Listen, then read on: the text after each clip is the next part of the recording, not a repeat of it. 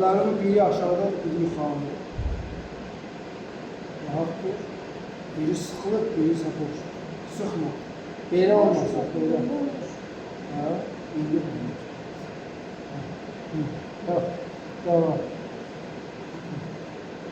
Ha. Böyle. 1, 2, 3, 4. Necə keçirsin? Belə. 1, belə. 1, 2, ayağı da qatlasın biraz. Ayaqlarını belə baxma.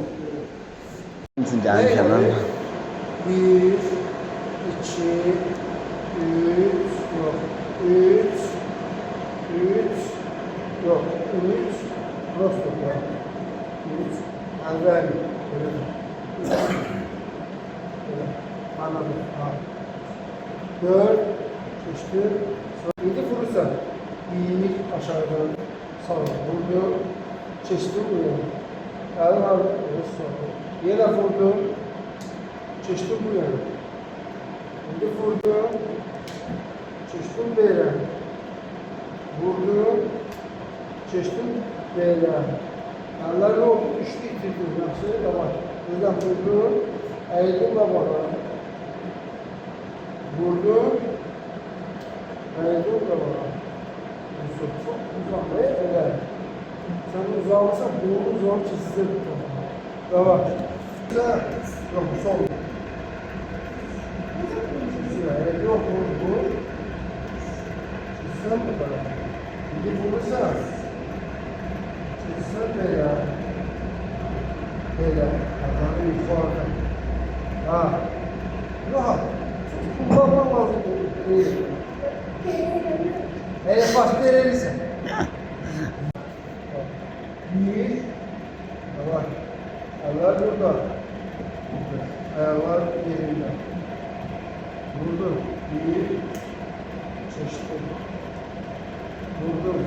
Bir. Çeşitli. Vurdum. Bir. Çeşitli. Evet. Vurdum. Evet. Bakalım. Yok, böyle.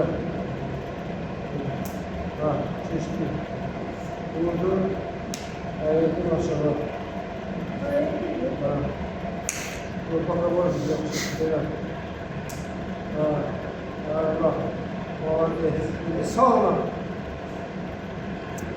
Qurtarmadı değil mi? Ha, taştan bir tarafı da var. Şimdi sağla durursun. Vurdun beyler. Neydi? Bak. Çalış bunu.